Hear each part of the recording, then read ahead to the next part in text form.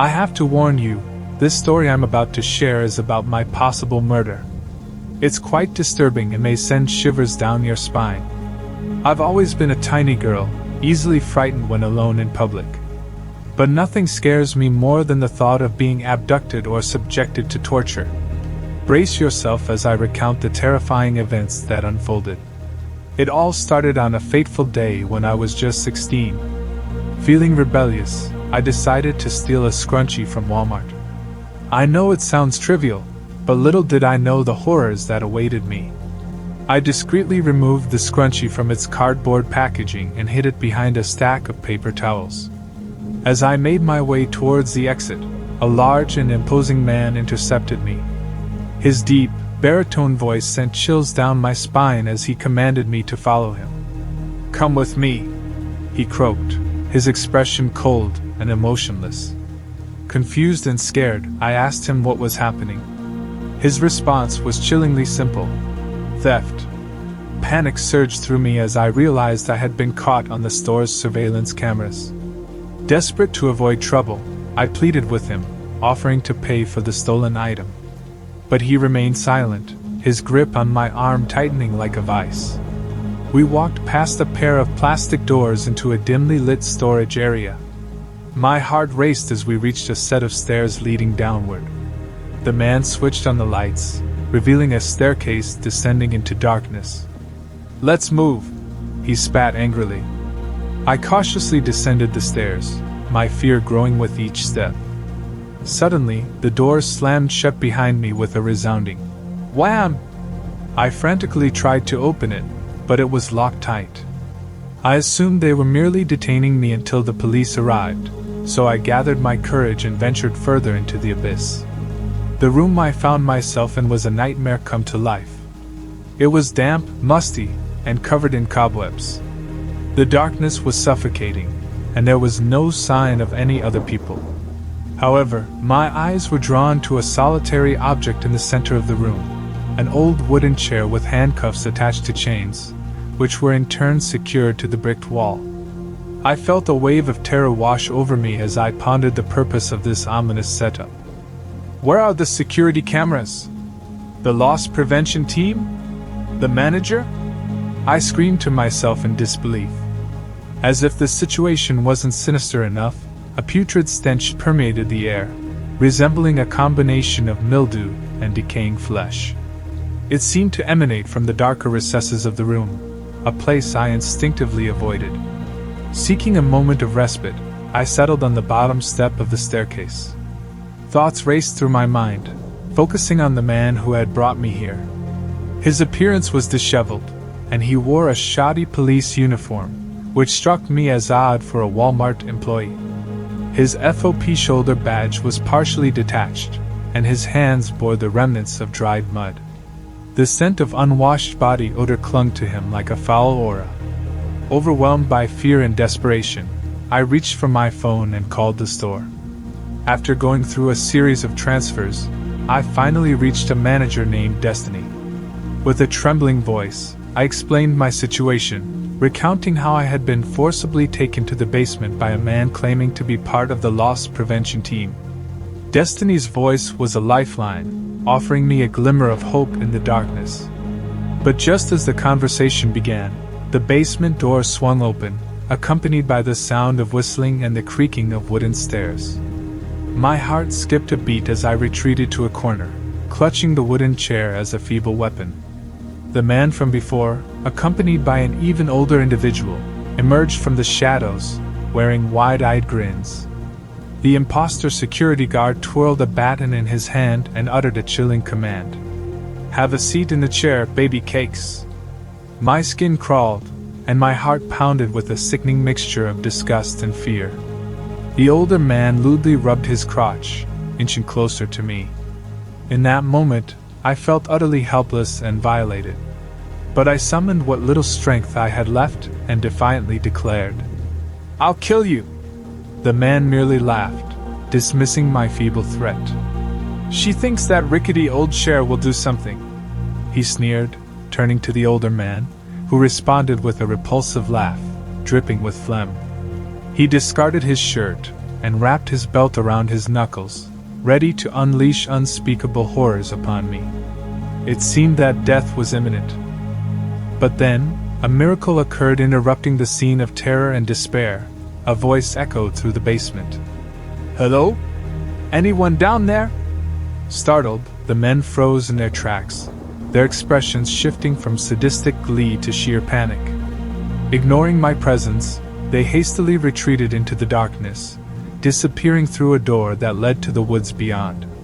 Their desperate escape triggered the fire alarm, alerting the store's employees to the unfolding danger. Relief washed over me as an employee rushed down to the basement to investigate the commotion. Destiny, the active manager, appeared before me, concern etched on her face. The theft itself was pushed aside in light of the horrifying ordeal I had endured. We reviewed the surveillance footage together, and I was able to identify the man who posed as a security guard. However, the older accomplice remained a mystery, as he never appeared on camera. The source of the putrid odor turned out to be a deceased dog, leaving us puzzled and without answers. Destiny offered me a piece of advice born from this nightmarish experience. "From now on, only trust those wearing a genuine Walmart uniform," she cautioned. I nodded, understanding the gravity of her words. "Oh, and by the way," Destiny added with a somber tone, "our loss prevention office is located upstairs."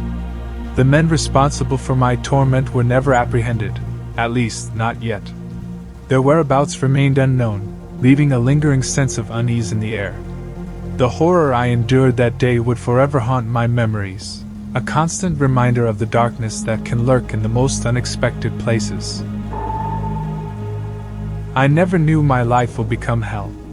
I live in this small, rural town that's pretty secluded but still manages to offer a decent selection of shops, restaurants, and public spaces.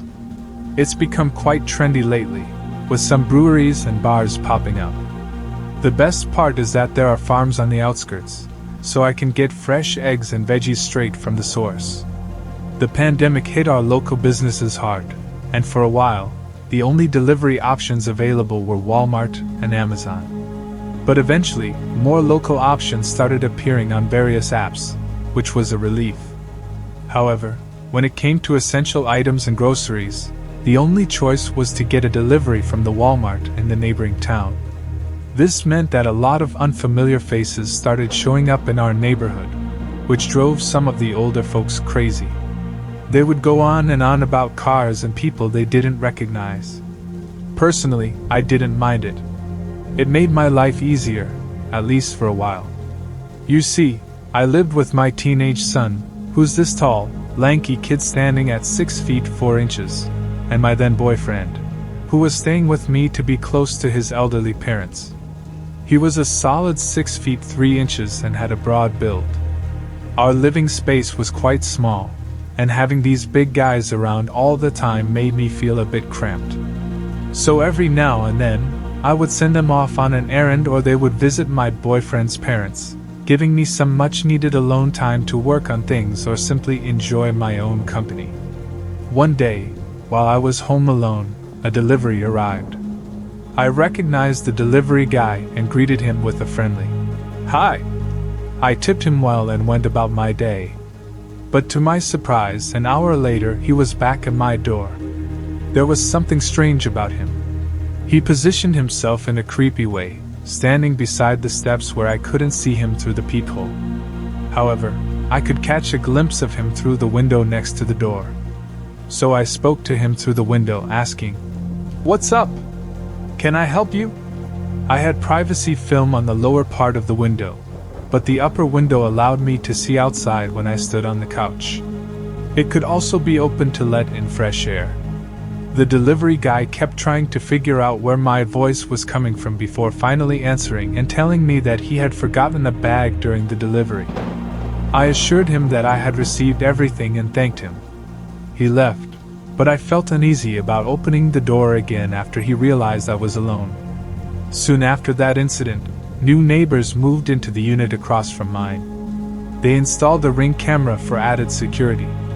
The neighbor reached out to me and informed me that someone had come knocking on my door, and had even sat on my steps for about half an hour. At that time, I was actually at my boyfriend's house with my son, so it was quite concerning. She sent me the footage from her Ring camera, and to my surprise, it was the same delivery guy. The strange part was that it was around 8 p.m., and I hadn't placed any orders recently. I decided to contact Walmart about the situation, hoping they could provide some assistance. Unfortunately, they were completely unhelpful. They said they would ensure that he didn't deliver anything to me in the future, but refused to give me any information I could pass on to security or the police in case something more serious happened. I wanted to at least file a report with my security team, but Walmart insisted that the police should be the ones to reach out. I had a sinking feeling that things might escalate, and sadly, my intuition proved right. I no longer felt safe being home alone. I stopped ordering deliveries and tried to cover all my bases. However, my neighbor placed an order, and somehow it ended up being delivered by the same guy. He was now just 3 units away from my door. It sent shivers down my spine when I heard the delivery being dropped off. I had the urge to look through the peephole and saw him standing right in front of my stairs, surveying my door and living room windows. He stood there for about 5 minutes until my neighbor opened the door to retrieve her groceries. I immediately told her that he was the same guy from the Ring camera incident. Concerned, she also contacted Walmart and asked them to ensure that he never delivered anything to her again. A few weeks went by, and Christmas was approaching. I had ordered a few items from Amazon, and they were all scheduled to arrive together. I knew they were sitting on my front porch because I could hear the delivery person drop them off and knock on the door before walking away. My boyfriend was in the living room, wearing his headphones and engrossed in his work. I was in the kitchen, finishing up dinner. I figured I'd grab the packages in a moment, since they were safely in my porch. But before I could even take a step towards the door, I heard the sound of my boyfriend's footsteps rushing towards it. Confused, I followed him and saw him open the door to find the delivery guy standing there. The guy had a sly smile on his face and said, "Hey, I have a package for you." My boyfriend looked at him puzzled and replied, "I didn't order anything." I quickly joined them at the door and confirmed that I hadn't ordered any additional packages either. The delivery guy insisted that it was for our address and even showed us the label with our names and address on it. Sensing something was off, my boyfriend firmly told the delivery guy to take the package back. The guy's smile faded, and his eyes seemed to darken for a moment. He reluctantly took the package and left, but we couldn't shake the feeling that something wasn't right. We immediately contacted the police and gave them a detailed account of the incidents involving this delivery person. They assured us that they would investigate the situation and increase patrols in our area. We also made sure to inform our neighbors about what had happened, urging them to be vigilant and report any suspicious activity. In the following days, we noticed an increased police presence in our neighborhood, which provided some reassurance. We also decided to install additional security measures, including motion-activated lights and a more advanced surveillance system. Thankfully, there were no further incidents involving the delivery guy after that. It remains a mystery as to why he targeted our address or what his intentions were. Perhaps he was simply a disturbed individual who got a thrill out of intimidating others. Regardless, we were relieved that the situation had been resolved without any harm coming to us. From that point on, we remained cautious when it came to receiving deliveries. We made sure to track our packages closely and retrieve them promptly. We also relied more on local businesses for essential items, as we felt more comfortable with familiar faces making the deliveries. The whole experience served as a reminder to prioritize our safety and security, even in seemingly peaceful neighborhoods. It also highlighted the importance of reporting and documenting any suspicious incidents to law enforcement, as it can help them identify patterns and take appropriate action.